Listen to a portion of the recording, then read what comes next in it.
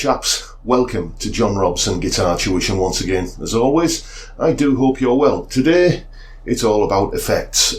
Someone, a viewer to this channel no less, has very generously donated a Zoom G3XN pedal to Guitars for Good Causes, and I'm going to use this as an opportunity to show you exactly what kind of things a pedal like this is for.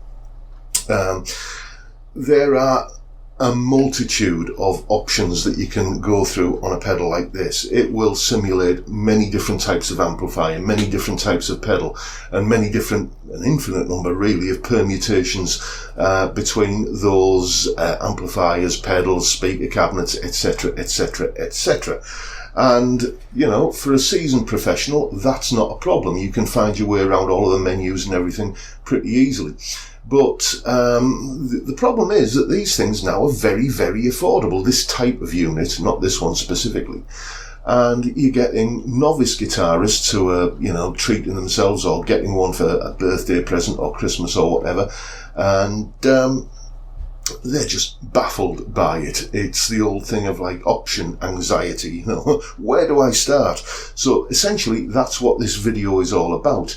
The manual that comes with this does explain the finer details of what's going on pretty well, but there isn't a basic overview of how you set up a unit like this. So that's what this video is all about. So if you're an effects pedal newbie, if you've just got something like this and you're not really sure how to use it and what all of the different terminology like patches and all that sort of stuff is all about, then this video is for you. So let's start by looking at what is going on in terms of setting up the sound. And there's someone at the door there. You can hear the dog barking.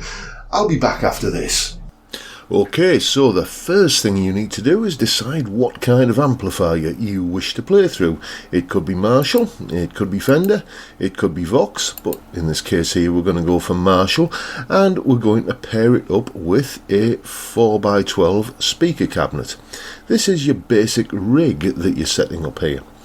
Next, if you're going for a Marshall through a 4x12, chances are that you're interested in a big, chunky, fat, overdriven sound. So let's throw a distortion pedal in front of that.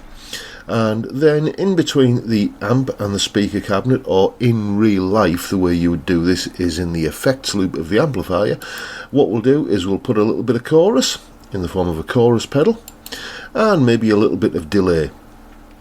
And finally, I like to put reverb as the last thing in the chain, because this simulates the actual sound of the amplifier in a room, the speakers reacting with the walls and the environment of the room that it's in. It makes for the most natural sound in my opinion, but you can drag and drop these different elements of the signal chain around and put them in any order you want. It is generally best to put any kind of distortion or overdrive or fuzz or anything like that right at the beginning of your signal chain.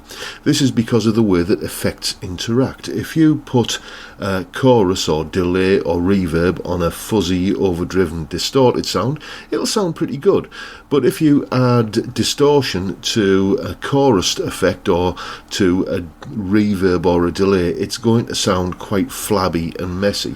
But again, experiment, see what sounds appeal to you. There are no rights or wrongs when it comes to this. And once you've got a combination of amplifier, speaker and different types of effects all in the order that produces the sound that appeals to you, you just then save it as a patch in the unit's memory, and anytime you call up that patch with a foot switch, you will instantly always get those settings. So you can switch from a clean, chorusy, delayed sound with loads of reverb and a lush ambient kind of tone to a very tight slapback delay, highly overdriven lead sound, all with one foot switch, where previously you'd have had to do a tap dancing routine where you're switching one bunch of pedals off and another bunch of pedals on. This is really the strength of a unit like this.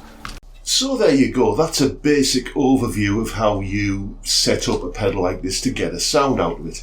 Now, what happens, or what can happen, is that people look at all of the options that you've got in something like this and think, okay, so I can simulate a Marshall 1959 amp, and I can simulate a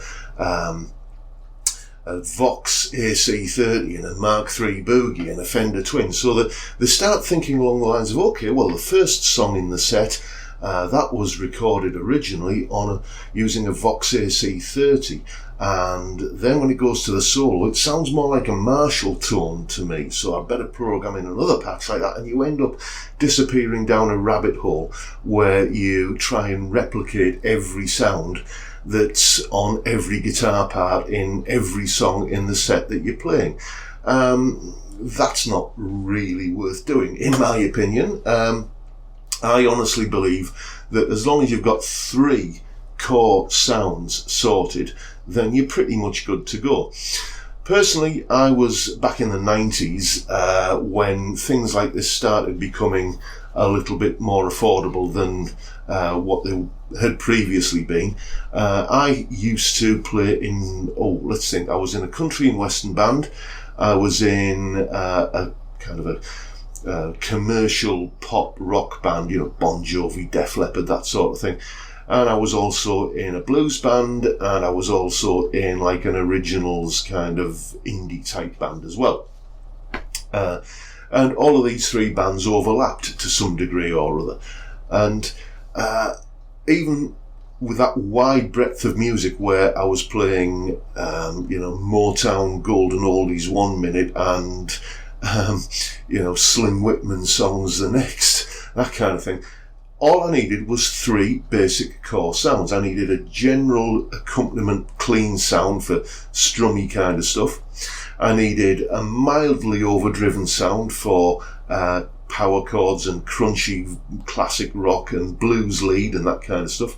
And I needed like a big fat high gain lead sound. So as long as you can get those 3 sounds out of something like this, then you're good to go. Don't be suckered into the idea that because it'll do 1,000 different things that you need to use 1,000 different things. Here are the 3 patches that I quickly set up using this unit.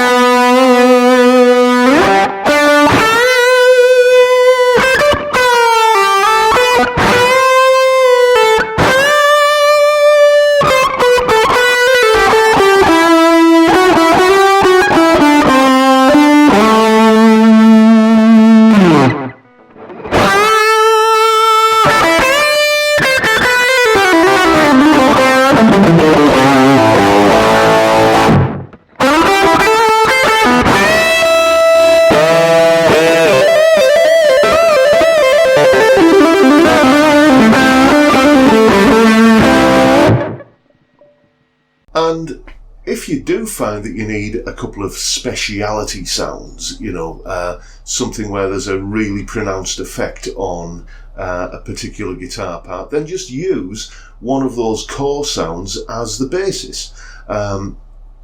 Copy the clean sound, for instance, into the clean sound patch into another location in the memory, and then once it's there, you've still got the original one where it originally was, and you've now got a duplicate of it in another part of the memory, which you can add whatever effects to it that you need.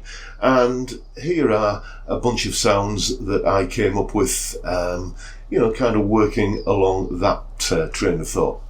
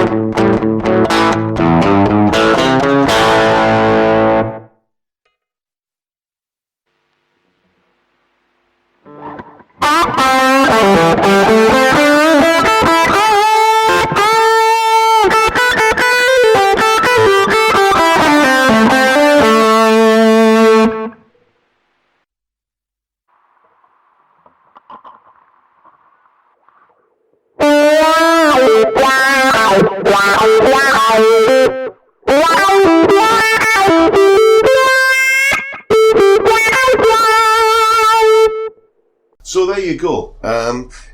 This is how you can, as I say, use a unit like this. And as you get more and more familiar with it, you can tweak the sounds and you can come up with more and more variations. But essentially, get those three core sounds sorted first. Start off by deciding what amp you want to use, what kind of speaker cabinet it's going to be feeding into, and then what effects need to be added to that in order to get the sound that you want. And then, as I say, you'll probably just accumulate as the time goes on a whole bunch of different variations on them, and come up with your own palette of sounds that you're going to be using for whatever situation you're playing in. Now, what I'm going to do is I'm going to put this up on eBay. I haven't checked how much these things go for in used condition yet. I mean, it's in good condition, but it is used. I haven't checked how much they fetch yet, so I'll do a little bit of research on that and put it up on eBay at a suitable asking price. And you'll be the first to know when it's available for sale. Speaking of raising money through the sale of stuff on eBay, here's some news.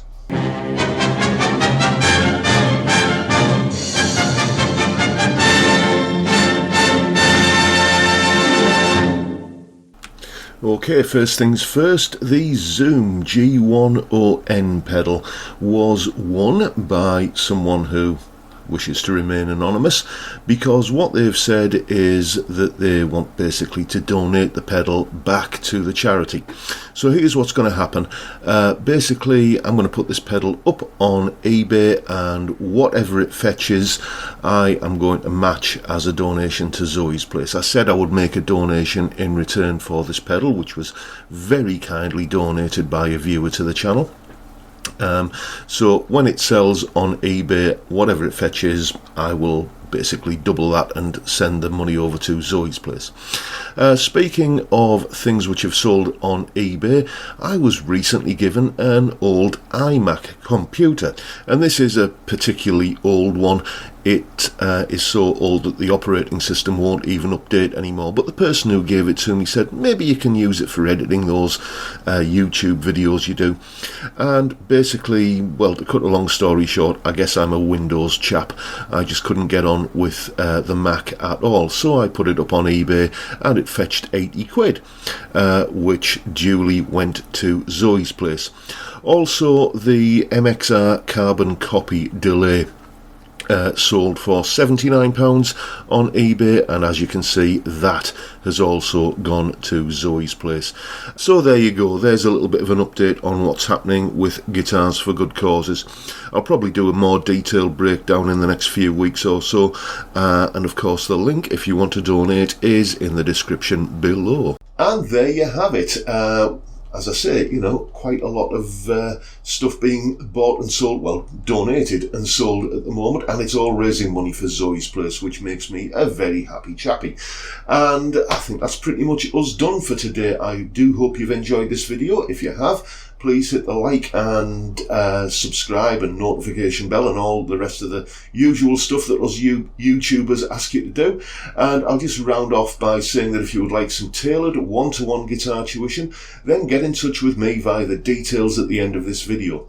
If you live on Teesside in the northeast of England, you can come along for a face-to-face lesson, or wherever you are in the world, you can have a lesson via Skype, and whichever way you do it, your first lesson is free, so you got nothing to lose, I beg your pardon. And with that, I'll bid you all a good day, say thank you very much for watching, thank you for your time, and I look forward to seeing you all again next time around, when we'll be looking at arpeggios. See you next time, folks. Bye for now.